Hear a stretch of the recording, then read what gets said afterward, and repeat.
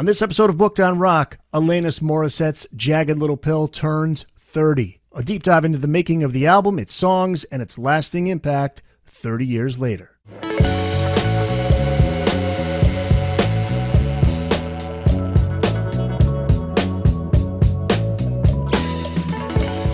Welcome back to Booked on Rock. I'm Eric Senich. This month marks the 30th anniversary of one of the biggest albums of the 90s and one of the biggest albums of all time. That's Alanis Morissette's Jagged Little Pill. And with us to talk about the album is Selena Fragassi, author of the new book, Alanis, 30 Years of Jagged Little Pill. Selena, welcome to the podcast. Thank you so much for having me. 30 years, man. Time flies. Time flies. I was about 22 when this album came out, and I remember it very well. Let's start there, because you talk about this in the introduction. Can you share with us the story of where you were when you first heard Jagged Little Pill and the very important words that your uncle told you after listening? Yes. Well, I was in a car of all places. I feel like that's purposeful, though, Alanis in cars for much of the album and her videos. But I was in a car. I was 13 years old when this album came out. I was going to Catholic school, so I was very sheltered and innocent. And my uncle was a huge fan of singer-songwriters, in particular women voices in the 90s. And the CD had just come out. He had it on in the car. You Ought to Know came on, and that line came on. And I was like, oh my God, what are we listening to? I can't hear these words. And he said something very meaningful to me. And he said, I know this doesn't make sense to you now, but in a couple of years, play this album. Remember Alanis, remember Jagged Little Pill, because it will mean something to you. And that memory is just so strong in my head because of course, it became true. It meant so much to me and still does. So true, because there was something you write in the introduction that underscores the album's ability to affect you throughout the years as you grew into adulthood. Specific songs that would rise up from the rest and connect with you, all depending on where you were in your life. Yeah, absolutely. I think now I'm obviously 30 years older, like we all are, and I have a stepdaughter in my life. So I think about how these songs maybe take on different meaning coming from like a parental role or just being more mature at this stage in my life and thinking how I'm also wanting to try to be perfect in my career now. So yeah, these songs are such universal themes that it really just, this album just grows with you and it's so universal that it crosses the lifespan. She had some great musical influences early on. Bob Dylan, now listening to her play the harmonica, now I think about, after reading the book, I know that's where she was inspired to play the harmonica. But also, I see why she's such a great lyricist, because she was very well read as a child. Yeah, she was. So in the household, she had a twin brother, Wade, and her older brother, and they were not allowed to really watch TV. It was more about reading and the arts. And she was a very well-read kid, and she started writing from the age of 10. She wrote her first song. I mean, literally had a song published at 10, which is crazy. But yeah, and the house had, her parents were very into folk music. That really became instrumental when she started working with Lindsay and Morgan, who were a folk group out of Canada. They actually helped her when she was a child because they believed in her. And so, in addition to Bob Dylan, there was Olivia Newton-John, there was Madonna. As she got older, she loved Sinead O'Connor. So yeah, there's a lot of a big melting pot of influences that came with Alanis. Jagged Little Pill was Alanis's first international release, but she had released two albums before this. Not sure how many people know about this, but she was a big star in Canada. Give us a brief lead up to the point when Alanis records this album. She wasn't even 20, but there was concern that her career was over at the age of 20. Yeah, it's incredible to think about because she did start so young and there was such promise. She was signed to MCA Records Canada when she was 14 years old, and she released two albums when she in 1991 and 1992 back to back. And they were very pop, they were very contemporary, Paula Abdul, Janet Jackson kind of influences. Only in Canada though. They were never distributed in America. There were, I think, a few reasons for that. I think they tried to get them distributed here, but we already had the gamut of our own pop stars here and they just thought it would be overcrowded. Unfortunately, at that time, it was the idea of we already have this, token woman. We don't need more, sadly. And so I don't think many Americans really knew about that until more recently that she had this Canadian pop star past. But if you listen to the second album, it's called Now Is the Time. There's a track on there called Real World. And if you watch the video, you can see hints of the Jagged songwriter starting to emerge. She's making some very big statements about the world and being a woman, and they're very provocative in the video. And her label was telling her, you can't do this. You were such a huge star. She won Juno Awards for the debut that she had self-titled the year prior. You can't change. You're our moneymaker right now. And she said, the heck I can't. And she was dropped by them. She calls it a blessing in disguise. And she very could have well been a one-hit wonder and not ever become an international star. Could have stayed just relegated to Canada, but things changed for her. There were important people we need to mention because they play a huge role. Tell us about Scott Welch first.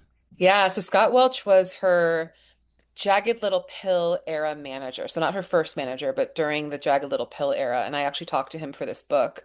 He stayed with her for about 10 years, but he was very instrumental. He knew the A&R rep from MCA Records Canada, John Alexander, who really believed in Alanis. He was the one to sign her when she was 14. And even when MCA dropped her, he gave seed money for her to really keep going with it and come to America. And Scott knew Glenn Ballard, who of course became Alanis's collaborator, co-writer, producer. And it just all the puzzle pieces kind of came together. And the way that Scott and Alanis's early publicist, Mitch Schneider, who I also talked to in the book, the way that they really marketed her, branded her, the opportunities they got her were very, very well thought out. And I think all of it kind of had a domino effect in terms of how this snowballed. Find the Booked on Rock website at bookedonrock.com. There you can find all the back episodes of the show, the latest episode in video and audio, plus a video highlight and a link to our YouTube channel. Links to all of the platforms where you can listen to the podcast, plus all the social media platforms. We're on BlueSky, Facebook, Instagram, TikTok, and X. Also, check out the Booked on Rock blog, find your local independent bookstore, find out all the latest hot rock book releases, and before you go, check out the Booked on Rock online store. Pick up some Booked on Rock merch. It's all at bookedonrock.com. Glenn Ballard and Alanis hit it off immediately. It's such a great story. Let's get to that now. I have to read this excerpt from your book before asking you how they met.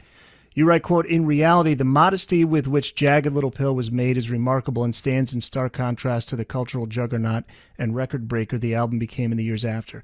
Not only were there 3 number one singles that dominated the Billboard charts, but when the album topped the Billboard 200 in October 1995 and stayed there for 12 weeks, the feat made Alanis the first Canadian woman to ever do so. Later, when the record was nominated for 9 Grammy Awards across 3 cycles and netted 5 wins, most importantly, Album of the Year, it turned Alanis into the youngest person ever at that point to nab that honor. To date, Jagged Little Pill has sold 30 million albums, has been edified on best-selling lists in 13 countries, and remains one of the best-selling albums of the 1990s. And to think it all started over a simple cup of tea." So tell us how the two met and how quickly they hit it off, despite being an unlikely pair, right? At least on the surface. Yeah, it's funny because they seem like it, right? There was a big age discrepancy. Glenn was about 20 years older than her. Glenn had already had a career, very successful career in music. He was an apprentice of Quincy Jones back in the day. He had worked with Wilson Phillips and Paula Abdul, had a ton of hits to his name. And he was approached by the management and Scott Welch and John Alexander about this Canadian songwriter and would he give her a chance? And something about like the demos he kind of heard, her previous albums, he heard something and he wanted to. And so it's really kind of interesting because at the time I started working together, Glenn's studio in Encino, California, there had just been a major earthquake and he didn't even have the full setup going at that point. And they met at a diner. They just met over a cup of tea. They started talking, and immediately they found synchronicity in their viewpoints on life, on philosophy and spirituality, on just the state of the world. And the thing that was really special about Glenn is Alanis had been so very much controlled as a teen pop star in Canada. She had people who were so overarching that they had led to eating disorders because they were trying to control what she was eating so she would look good in videos. Glenn was the complete opposite. He gave her freedom. He wasn't wing clipping. He was actually asking her very poignant questions of who are you? What do you want to be known as? What do you want to say? And he opened up his platform for her to really express herself. The thing that I find really interesting about their partnership is that they both came from the pop world. They both had this polish on the works that they did, and they made this album that was so raw and honest and done in one takes. It was the complete opposite of how they both had worked before, and it was this magical chemistry they came upon. He talks about how not being on a record label yet was a factor since they weren't forced to write for the radio or an A&R guy, but still a huge risk to open up like she did. Where do you think that fearlessness to bear those raw emotions came from? I think you said it. I think the fact that there was no powers that be who had them tied to the chain of money. There was no one saying what they had to do to fit some kind of vision or a marketing plan. They were able to just create for creation's sake, like in their own little laboratory. And I think because they had no restrictions, and because Glenn really asked her very leading questions, she was able to really express it. But all of this in her had been building up for years. She had some extremely harrowing experiences as a pop star in Canada. Like I mentioned, the eating disorder, very inappropriate relationship with elder men who just now we would see that almost defined as statutory rape, just really horrific things that happened to her. And so as she got older and matured and was developing her opinions on things, all this bubbled to the surface on Jagged Little Pill. Yeah, she addresses eating disorders, sexuality, anxiety, depression, religious dogma, Yeah. and as you write, laid it all out bare on the table like a radical centerfold, daring you not to turn away. Selena Fragassi is the author of Alanis, 30 Years of Jagged Little Pill. Two tracks on the album you say mark turning points in the writing of this album, Ironic and Perfect. Can you explain why those two songs were so pivotal? Ironic was actually one of the first songs that they wrote together. In the beginning, Glenn was kind of holding her hands and walking her through the stage. Ironic was the first song she fully wrote herself.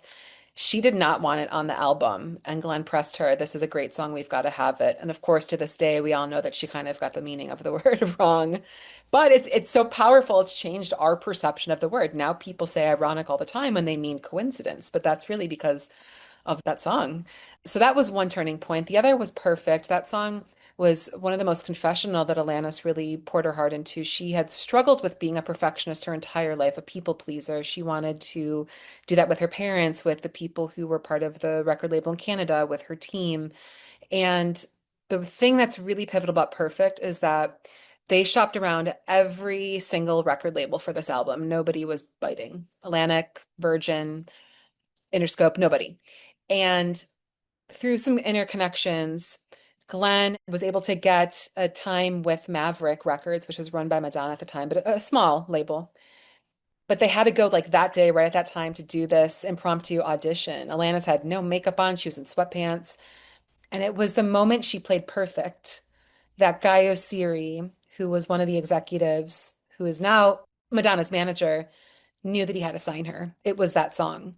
But it was her playing it in a way where she wasn't trying hard. She was just herself in sweatpants playing the song, and it made the song even more meaningful. Let's go through the album's 6 singles. The album opens with All I Really Want. It was the last song written for the album. Glenn Ballard says Alanis was really spent by the time they put the song together. Yeah, it was. But that line about the sweater, the backwards inside out, they just thought that that was a great opening to the album because that really was like the question leading into the rest of the album to come.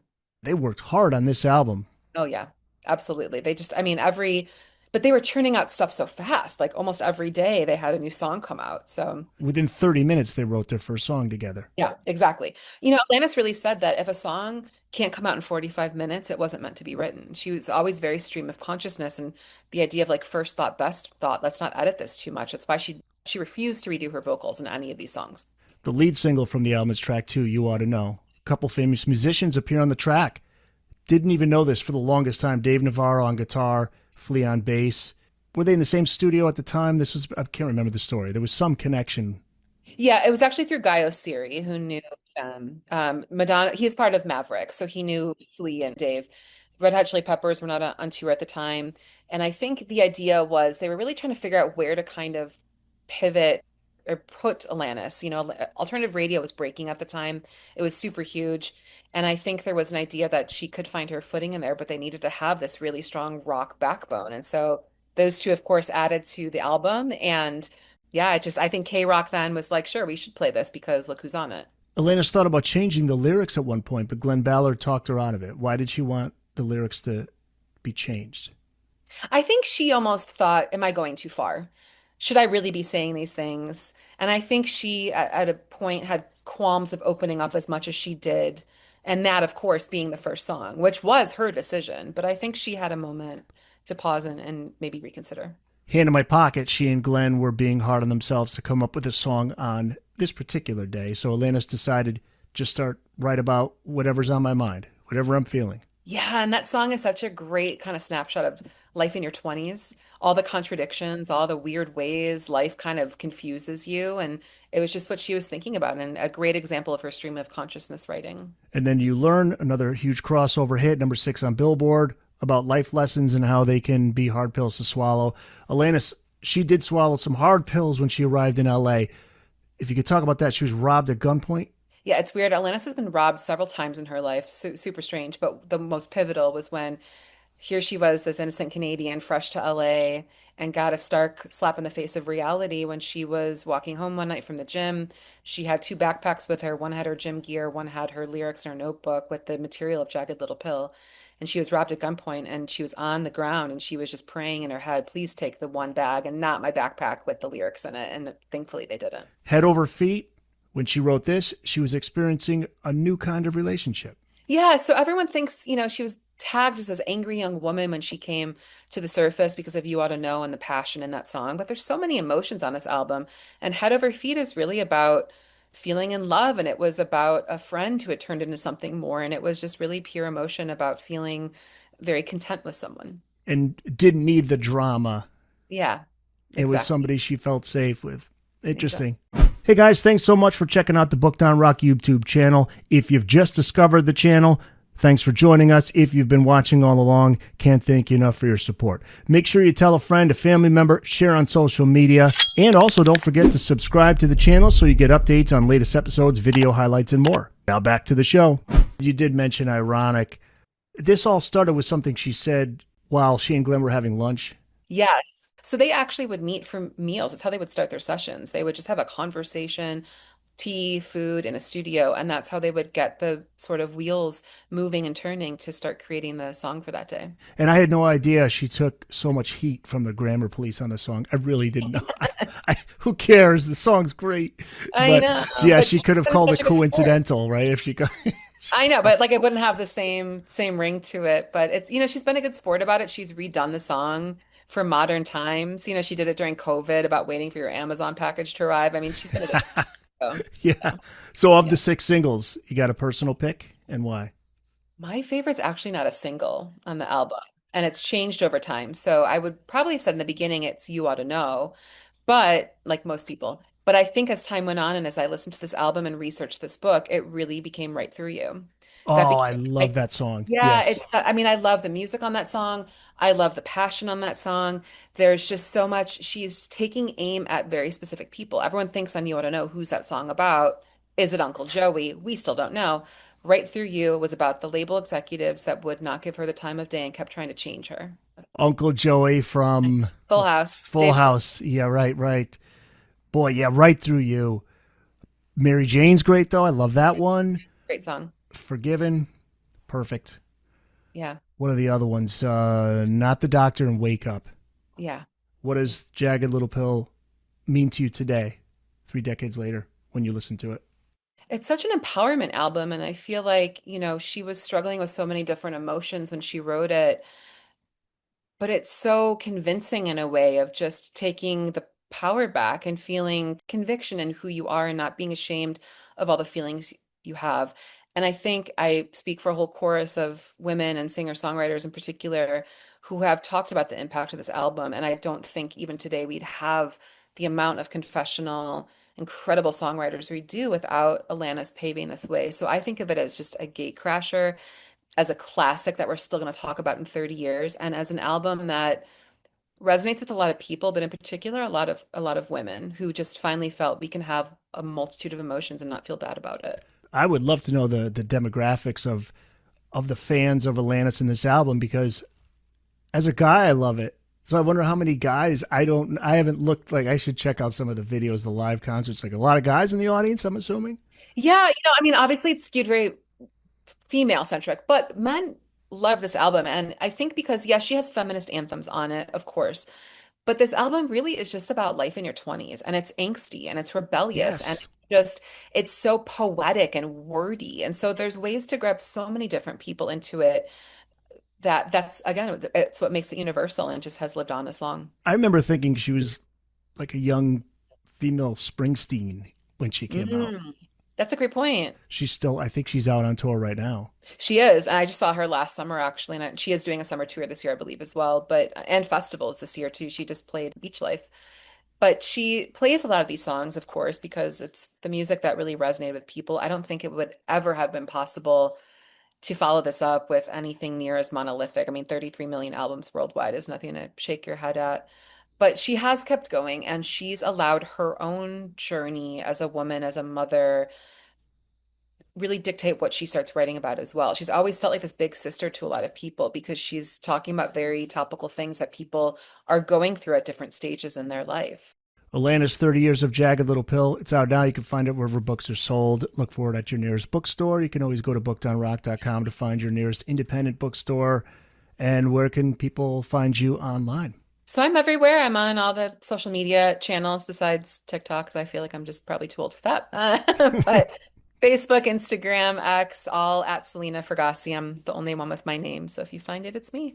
Great. Selena, congratulations. The book is amazing, and you can't find a better publisher than Motor Books. They always do a fantastic job putting these books together. So it's a home run. Yeah. Thank you so much, Eric. I appreciate the kind words.